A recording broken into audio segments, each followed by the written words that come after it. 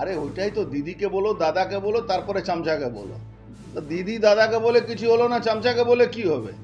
আমাদের একটা হিন্দিতে কথা হলো, সব নেতাকে না বলে চামচাকে বললে হবে। দেখুন চামচাকে বলে দেখুন কি হচ্ছে। ওই গুন্ডারাজ শেষ করবো, রেপিস্টদের পাশে নিয়ে ছবি তুলছে। গুন্ডারাজ শেষ করব, অস্ত্র ধরা পড়ছে।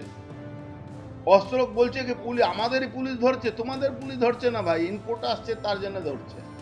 তোমাদের পুলিশ তাহলে আগে ধরছে না? তোমাদের পুলিশ জানে না?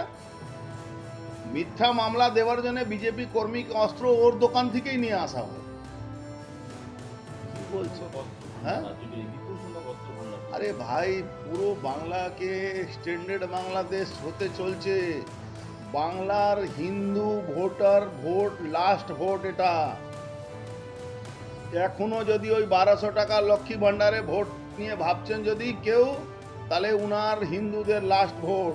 আর একবার এই জেহাদি মুসলমান, এবার যদি মমতা ব্যানার্জি ক্ষমতা চলে আসে, তা মমতা ব্যানার্জি বলছেন না আল্লাহ কসম আপনারা বিজেপিকে বুঝিয়ে নেবেন, এরা আল্লাহ কসম করে করে আপনার বাড়ি, আপনার বউ, আপনার মেয়ে সব জোর করে নিয়ে চলে যাবে।